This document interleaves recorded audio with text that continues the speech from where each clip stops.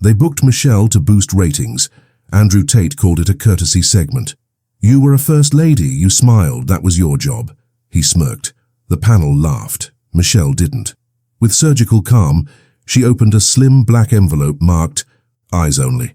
"This is your Dubai file," she said. "It's why you kept quiet in 2019. Tate blinked once, then twice. The smirk evaporated. He ripped off his mic and stormed off, knocking over his chair. Gasps cracked like stained glass. The room didn't move. Michelle leaned back, unbothered.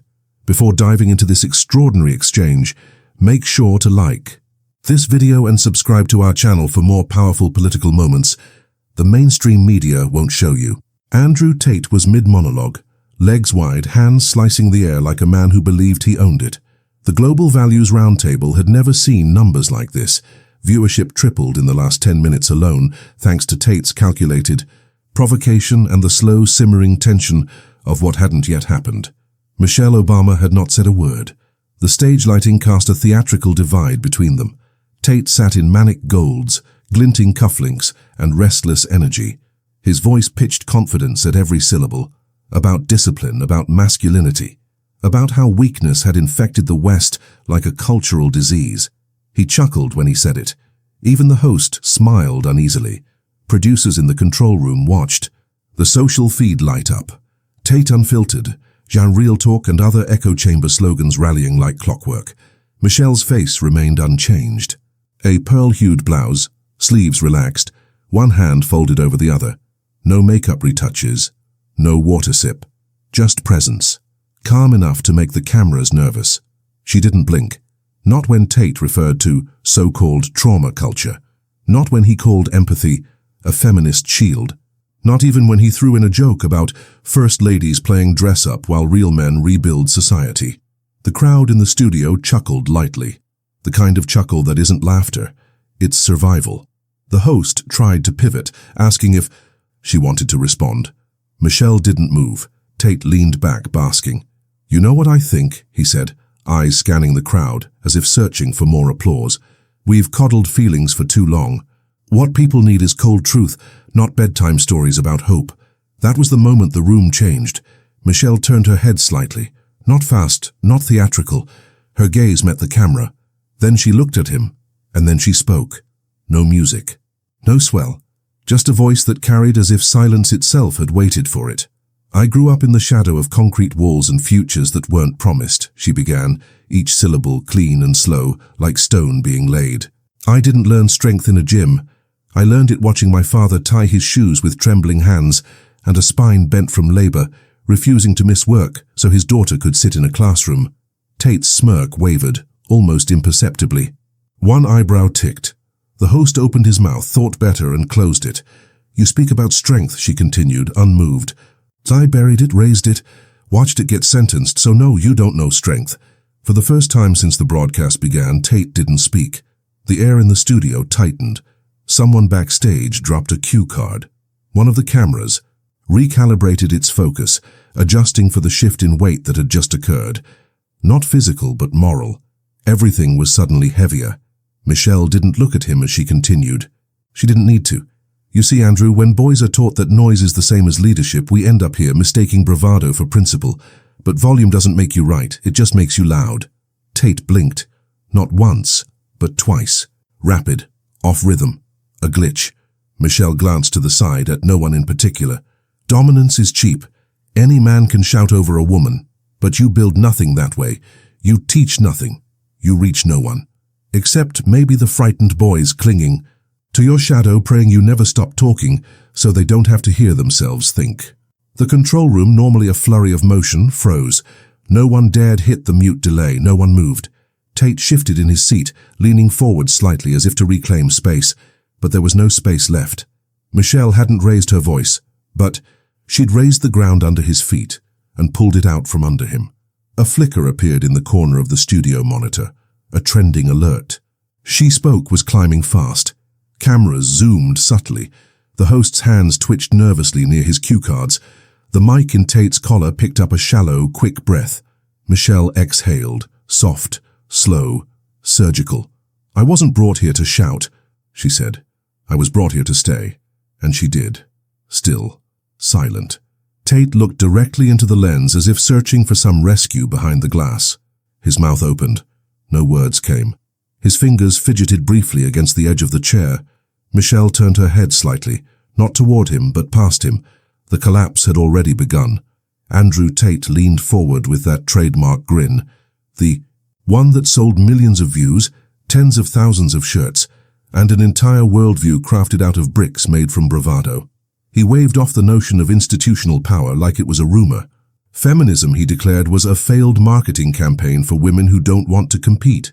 Michelle Obama? A ceremonial figure, he said with a smirk. Iconic, maybe, but not consequential.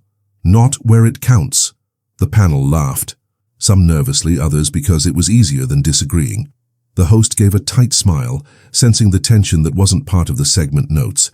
A woman in the second row shifted uncomfortably in her seat. The camera held on Michelle, not to provoke her, but because it had nowhere else to go. Tate had spoken all the noise. Now the silence demanded space. She didn't move. Not her posture, not her breath. Her hands remained folded, one thumb gently tracing the other. The camera lingered on her eyes, unblinking, unreadable. For a full 5 seconds, nothing happened. But in live broadcast time, it felt like an hour of reckoning, the kind where even the crew forgot what came next. A flashback cut through the quiet, her sitting in the green room, makeup untouched, eyes fixed on a segment playing in the background, Tate shouting over another guest, calling himself the future. A staffer had leaned in, voice low, honest. He wants chaos, don't give it to him. Michelle had nodded once, not in agreement, in recognition. Back in the studio, the host finally broke the pause. Mrs. Obama, would you like to respond? She didn't turn to him. She didn't shift her tone. She simply began. The camera cut to Tate for a beat. He smirked again, but softer this time, less sure. Michelle's words didn't rush. They didn't fight. They didn't tremble. They arrived like winter, undeniable, slow-moving, permanent. I've spent decades watching men mistake cruelty for courage, she began. Mistake volume for vision. Mistake women's silence for absence. Tate blinked. Just once. His fingers twitched against the armrest. She continued, voice low, steady. You mock institutions because you've never built one. You laugh at movements because they've outlived your relevance. And you diminish legacies you'll never touch because they remind you of what you'll never be. No rebuttal came. Just a faint creak from Tate's leather chair as he leaned back, suddenly unsure of his posture. Michelle turned slightly toward the audience, not to perform but to anchor herself in the presence of people who had waited long enough to hear the air clear. He didn't come for truth, she said softly, the way one might say a final prayer. He came for clicks. And with that the room changed, not in volume but in gravity. Michelle didn't raise her voice, she didn't lift her hand, she just kept speaking, and each word sounded like it had traveled decades to arrive on time. She didn't look at Andrew Tate. She looked past him as if he wasn't the obstacle, only the latest version of one. My father, she said, woke up each morning before the pain did. The studio stilled. Uncertain how this was connected, yet unable to look away. He put on 2 braces, one for each leg. He never called in sick. He never called himself weak. And he never called what he endured strength, because to him, that was just responsibility. Tate shifted in his chair. Not noticeably, but enough for the camera to catch it. He was used to sparring, to verbal jabs and online duels. This was something else. He wasn't being debated.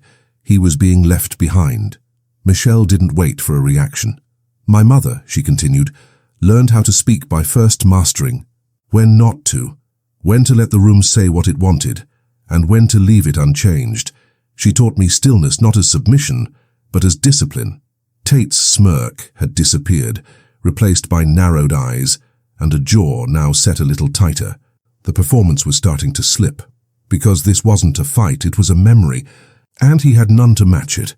The camera pulled in close. Michelle's face, unwavering, lit softly like a statue finally given the right to speak. And I, she said, sat in a guidance counselor's office at 15, told I wasn't Ivy League material. Not because of my grades, but because of something quieter, something that lives in ceilings and doorways and resumes that vanish before they're read. Flashbulb memory. Her mother's hand on her back that night, not pushing, just reminding. Her, she had one. She still didn't look at Tate. She didn't have to. He was no longer the point. I walked into rooms built to erase me, smiled at people who bet against me, gave speeches under threat, raised daughters while being told not to raise my voice. And now I sit here while you confuse defiance with relevance. The audience didn't move, no applause, no shuffle, just breath. She looked down once, smoothing a crease in her dress, as if her thoughts were a garment meant to be worn without wrinkle. Then her eyes rose again, not to Tate, but to the camera, to whoever was watching, to whoever needed it. Your world was built to keep me quiet, she said, her voice calm, her spine straighter than ever. That's why you call me dangerous. And at that moment, the silence was no longer uncomfortable. It was intentional, sacred, the kind reserved for truths that finally arrived. No one remembered when the laughter stopped. It just drained, like color from a face, leaving a studio cloaked in tension. The host had stopped nodding. The producers behind the glass were no longer scribbling notes. They were staring. The audience, once gleefully complicit in the circus energy of Tate's persona, now watched him with a creeping awareness. Michelle had not interrupted him once. She didn't need to. Andrew Tate leaned back, legs splayed, arms crossed like a man defending a throne made of air. But even his posture was cracking. He hadn't touched his coffee, his jaw had gone tight. His fingers curled into the fabric of his suit. Michelle's voice cut through the quiet, steady as sunrise. You speak of discipline. You preach control. And yet every word you offer is chaos in costume. She turned her head just slightly, as if finally acknowledging his presence, but still not fully addressing him. Let me tell you what your empire of mirrors has built. She recited numbers, not sensationalized, not softened, just facts. Suicide rates among teen boys who model their worth on dominance. Girls too afraid to come forward after violence, because they fear being blamed. Families where fathers vanished chasing ideals they were sold online. You are not a storm, she said. You are the debris. A whisper rippled through the audience. Even the cameraman shifted his lens. Tate blinked. Once. Twice. She paused, then pulled a note card from the armrest beside her. Her tone didn't change. On your podcast last year, you said, and I quote, "Empathy is a leash, the weak put around the necks of the strong." He scoffed, waving it off, leaning forward now with the edge of a grin. I never said that. Michelle nodded once. The host glanced toward the control booth. The screen behind them flickered. Footage rolled. Tate's face on screen, his voice, unedited, smug, proud. He said it, every syllable, and now he was. Watching himself say it, in front of the very person whose existence made the line obscene. The grin left him. Not fast, but in layers. First the mouth, then the eyes, then the body. Michelle said nothing. She let the air speak. She let the proof hang between them like a shattered crown. Then she delivered the sentence. No anger, no triumph, just gravity. You said power is silence, then why are you talking so much? A low sound passed through the crowd, not a cheer or gasp, just recognition. Like hearing a bell you'd forgotten was there, ringing the hour.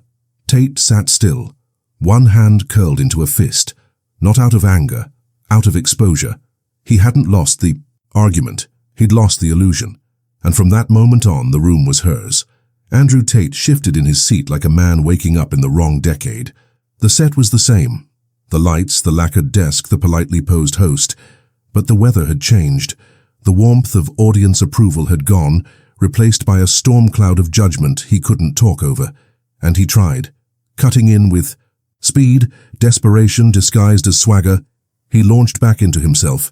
This is what always happens, he said, voice rising slightly, eyes darting. Any man who speaks truth, who stands firm, they send someone to shame him, make him a villain for owning his power.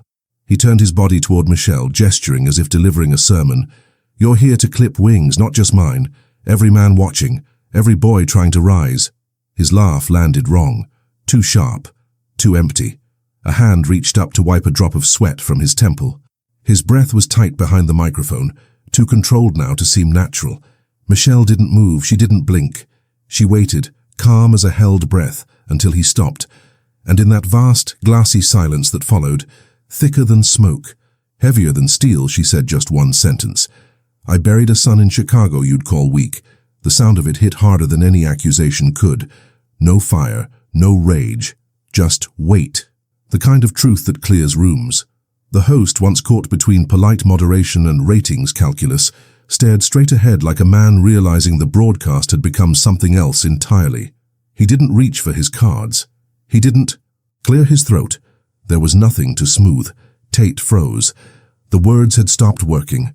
Every line he'd rehearsed, every rule of online warfare he'd weaponized felt childish now. Like yelling into a cathedral, Michelle remained still, but you could feel the ground shift around her. It wasn't pity she radiated, it was permanence. She hadn't come to counter Tate's ideology. She'd come to outlive it. You perform strength, she said quietly, eyes forward. But strength isn't what you show, it's what you carry. The camera pulled wide, as if instinctively making space for what had just happened. Tate looked smaller now, swallowed by the frame. His voice, once the axis of every room, no longer mattered. There was no applause, just breath, the collective.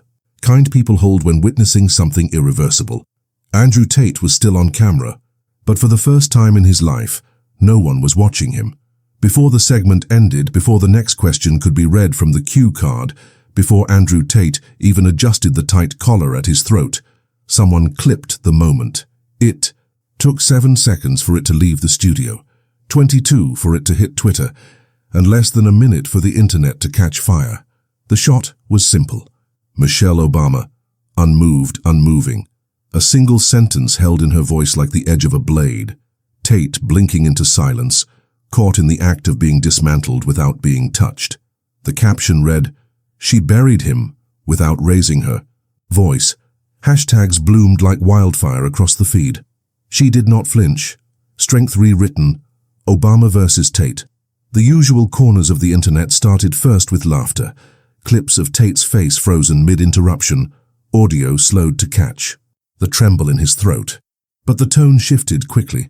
Something was different this time. Underneath a reposted clip, a comment.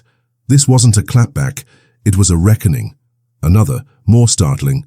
"I used to follow Tate. I'm switching sides." She reminded me of my mom. It wasn't just mockery, it was desertion.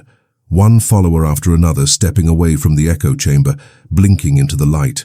Even Tate's most loyal online acolytes, those who copied his cadence, filtered their feeds, through his alpha gospel grew quiet. Some issued their first doubt, others deleted entire threads. The space he once ruled with dominance was shrinking second by second. And Michelle? She didn't reach for her water, didn't glance at the monitor. Her gaze stayed centered, breathing, unbroken. The host tried to steer the ship, offered another question, a lighter one, something vaguely diplomatic about discourse. But it felt absurd now. The show wasn't moving forward. It was absorbing impact. A producer in the control room whispered something urgent into the host's earpiece, but even that seemed distant. The cameras kept rolling. Everyone could feel it. The moment was bigger than the format. The energy didn't spike. It settled. Not a drop of adrenaline, just the clarity of something unarguable being said at exactly the right time. Michelle inhaled, exhaled. She had no interest in trending. She wasn't here for approval or algorithms. Her silence was not retreat, it was authority. By now, major accounts had picked it up. Journalists were subtweeting it with words like masterclass and obliteration. Celebrities reshared it without comment, as if to say, "We don't touch this, we just witness it." Even a few sitting members of parliament chimed in. One, writing, "I just stood up in my office, I don't know why." Tate shifted again in his seat, sensing the storm unfolding without him. He looked smaller still, not defeated by rage, but made irrelevant by truth. And across every screen, on every platform, in every tongue, the same conclusion repeated again and again. Truth doesn't need applause. It just needs air. Andrew Tate looked around and didn't see the room he'd entered. He saw it turning against him, quietly, efficiently, without spectacle. The audience no longer leaned forward in expectation. They leaned away in discomfort. The panel wasn't smirking or sharpening comebacks. They were still, watching him the way one watches an argument already lost. His confidence, once performative and inflated, began to leak. First in his posture, the recline that became a perch, hands tightening on the edge of the desk. Then in the eyes, darting not to dominate but to check exits.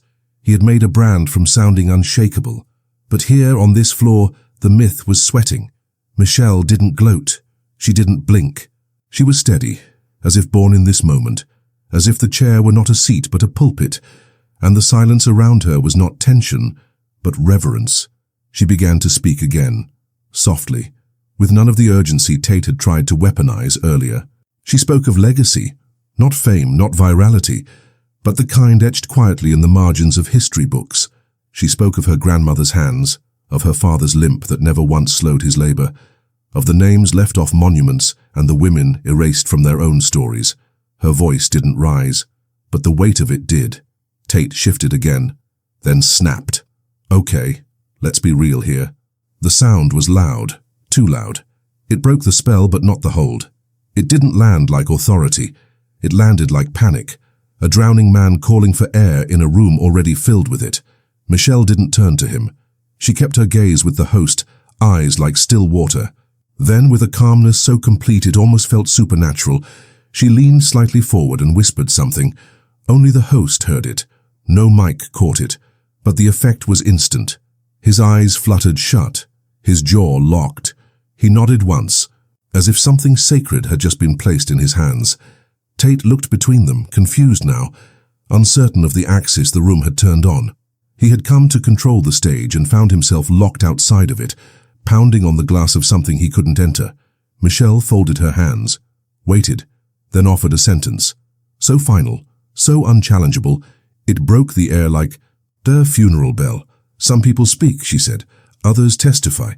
No one asked her to explain because they already knew who she was and what he wasn't. Andrew Tate was mid-rant when it happened. The sentence, whatever it was going to be, never landed. His voice began, but his body betrayed him. The shift was subtle at first. The shoulder pull, the hesitation of breath, a glance toward the edge of the stage as if searching for something steadier than this moment. He stood, abruptly. No one asked him to. The microphone, clipped to his collar, crackled. It was still hot, still transmitting every uneven inhale, every stomp of his boots on the studio floor. The sound wasn't broadcast authority. It was raw, exposed movement. His departure was not decisive, it was exodus. The chair rocked slightly after he left it. A metal creak, one wheel rotating in place. The camera stayed wide, catching everything. The host didn't move. The panelists didn't shift. One crew member, far stage right, froze with a light cue in hand, mouth slightly open, eyes not on Tate, but on Michelle. On her stillness. She didn't flinch, didn't lift her head, didn't follow him with her gaze. That was the power, and everyone felt it, because the collapse hadn't been an explosion, it had been erosion. The kind that happens when something, falsely built, meets something that's weathered the centuries. Tate's back never turned fully to her. It couldn't. Not really. Even as he strode off, it felt less like a retreat and more like a denial, that if he didn't look back, if he didn't meet her eyes, maybe he could rewrite what had just happened. But the room remembered. So would the country. His final words, half spoken, half choked, were not words of conviction. They were fragments, defensive, repetitive. They didn't rise to conclusion. They trailed off into the thick, unyielding quiet. The silence didn't celebrate. There was no applause, no triumphant music, only the low hum of studio equipment and the weight of something irreversible. The host cleared his throat, but even that felt like a violation. He adjusted his earpiece slowly, uncertainly, as though his body hadn't received instructions from his mind yet. Finally, he managed it. A sentence without energy, without punctuation. "We'll be back." But everyone knew they wouldn't. Not really. Not in the way they were before. Michelle sat, hands resting on her lap, posture tall. There was no emotion in her expression, no trace of satisfaction or victory. She had not come to win a debate. She had come to survive it.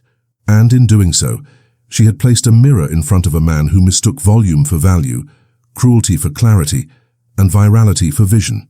The hashtag was already trending before the cameras cut. He walked mid-sentence, but Michelle would not tweet.